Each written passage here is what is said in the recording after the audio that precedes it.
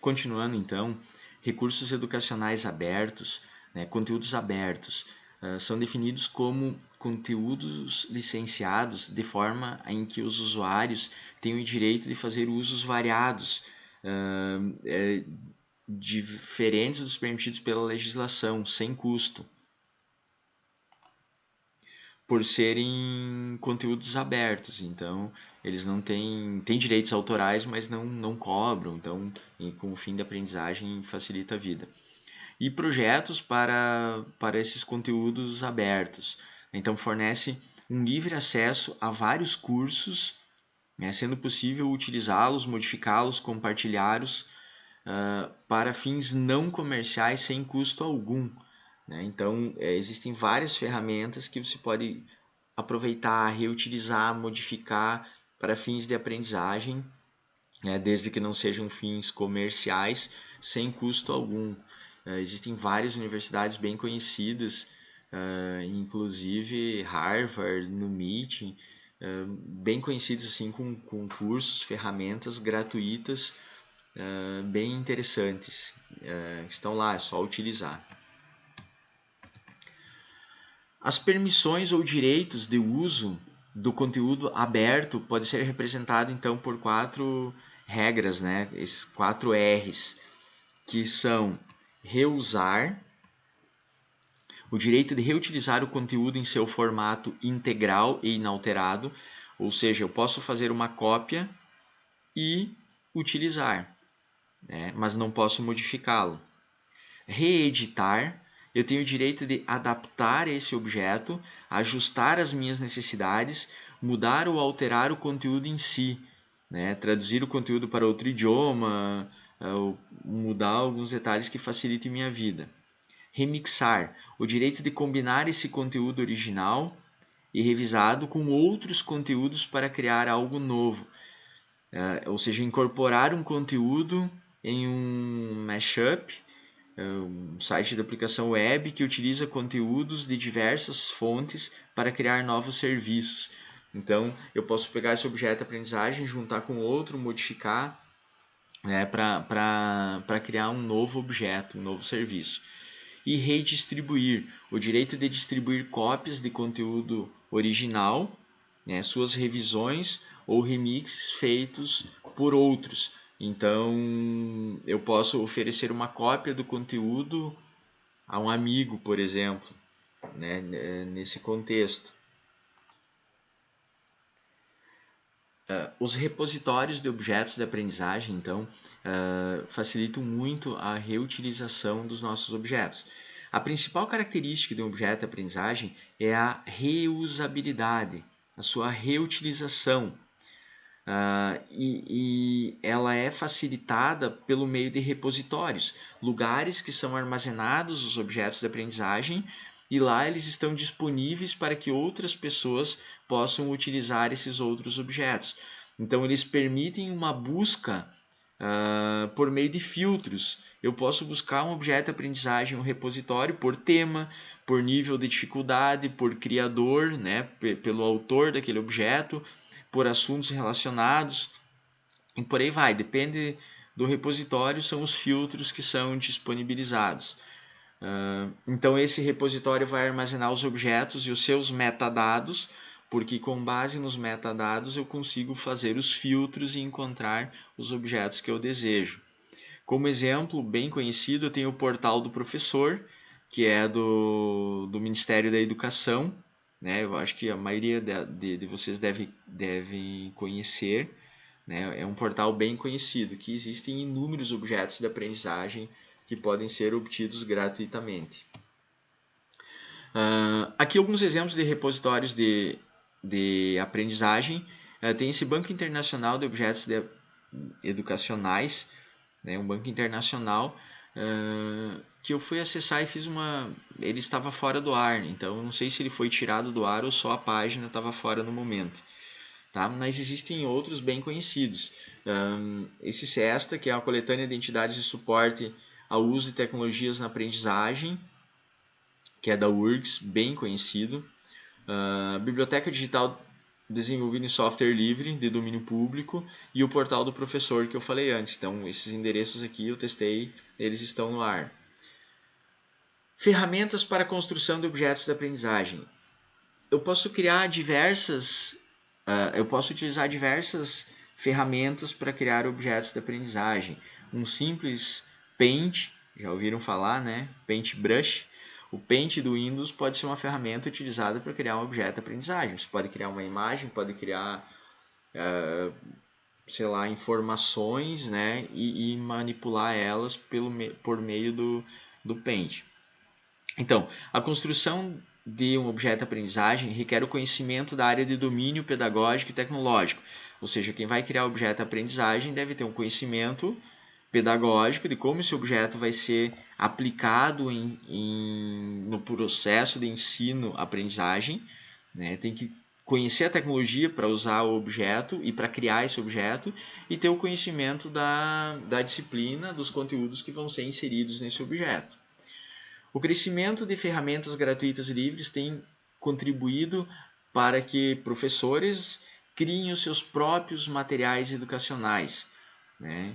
Então, está sendo mais utilizado num contexto escolar, deixando de ser somente consumidores de conteúdos, ou seja, os professores estão criando seus objetos de aprendizagem, seus materiais, por meio das tecnologias que hoje estão muito mais acessíveis. E essa citação aqui é de 2006, então vocês imaginam nos dias de hoje. A gente tem muito mais acesso, muitas tecnologias que facilitam a nossa vida para que possamos criar materiais muito bons e que amplificam o processo de ensino e aprendizagem. As ferramentas de autoria são definidas como qualquer software que pode ser usado pelos autores ou para criar ou modificar conteúdos na web, por exemplo, né, para o uso de outras pessoas, né, podendo ser gratuitos ou pagos. Então, eu posso criar alguma coisa e disponibilizar gratuitamente ou cobrar, ou posso pegar uma ferramenta, comprar ela, né, e disponibilizar gratuitamente.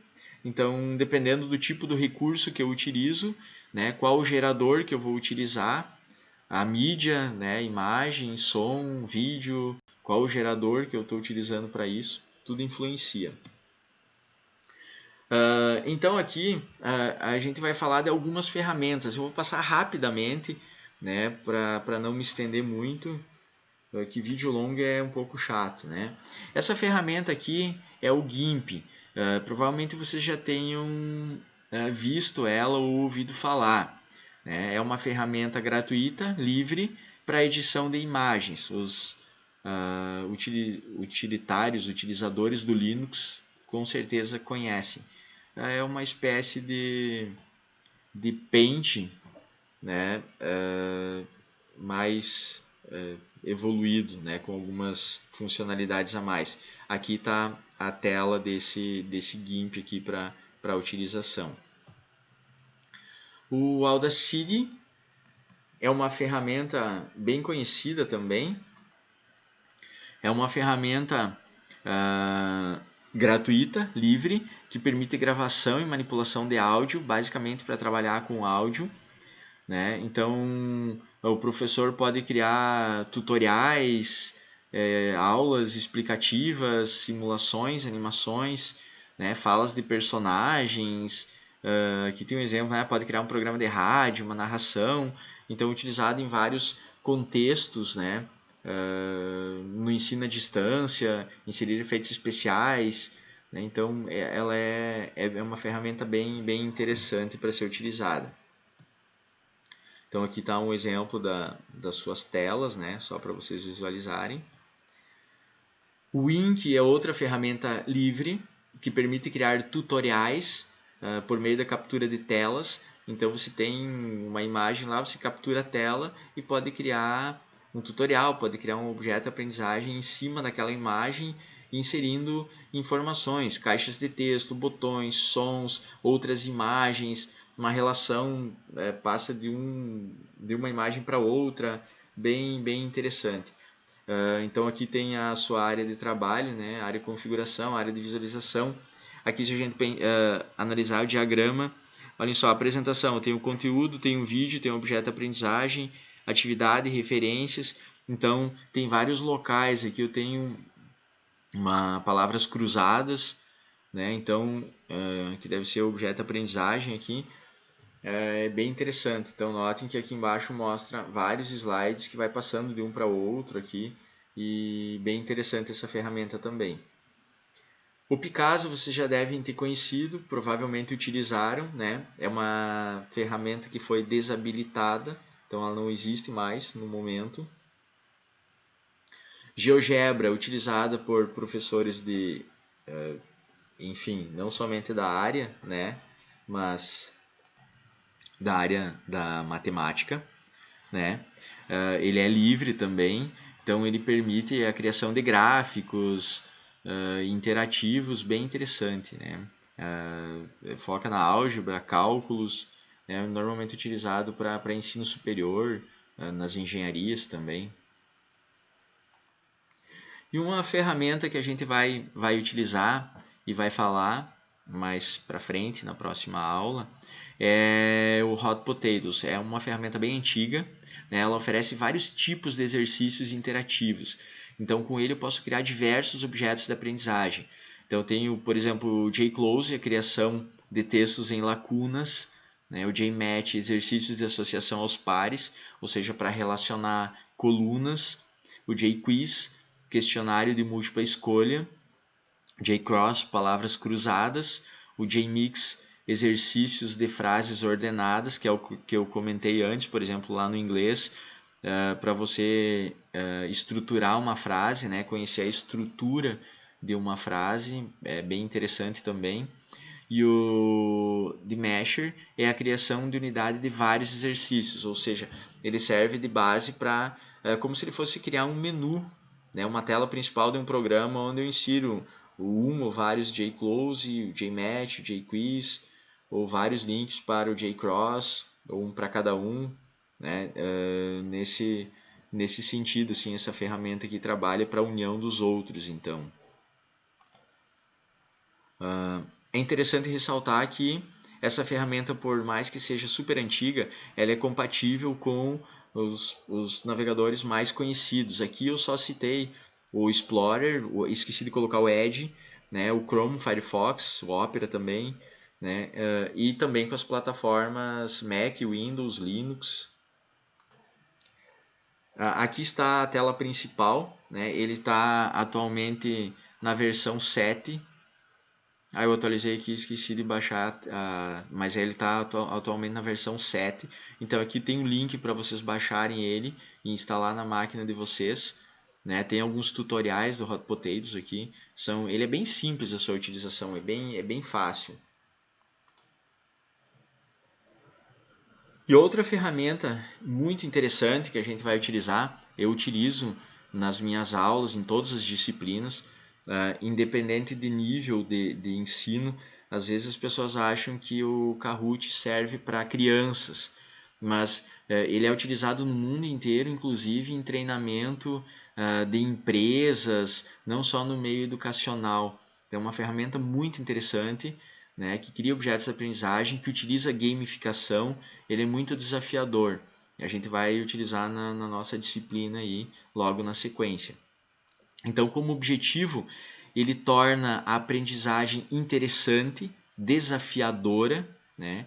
Com essa ferramenta, com o Kahoot, eu posso criar jogos, jogar e compartilhar esses jogos com pessoas do mundo inteiro. Eu vou utilizar via web, né? Via site, ou posso jogar por aplicativo também, né? É interessante que no próprio Kahoot diz, né, que eu posso compartilhar jogos de aprendizagem divertidos para qualquer assunto, qualquer área, para todas as idades, gratuitamente. Então, ele é uma ferramenta muito produtiva, muito interessante, e que facilita a aprendizagem. Eu vejo assim que na utilização nas minhas aulas, como forma de revisão dos conteúdos, tem dado muito certo. Os alunos gostam, eles se dedicam e porque tem a questão da gamificação. Todos querem pontuar, todos querem ganhar, então eles estudam para poder jogar, então eles aumentam o seu conhecimento, eles amplificam a sua aprendizagem com o objetivo de utilizar o Kahoot, e com isso eles estão ganhando, né, educacionalmente. Uma tela aqui do Kahoot, então, né, ele sugere uma aprendizagem impressionante, desafiadora, é bem interessante, e as pessoas não estão localizadas numa sala de uma forma tradicional, né, em grupos ou cada um sentado num canto, mas sendo um processo desafiador por meio dessa ferramenta. E aqui as referências utilizadas então na criação dessas aulas, e basicamente é isso em relação aos objetos de aprendizagem. E a partir desse momento passamos para a parte prática, então. Até mais, pessoal.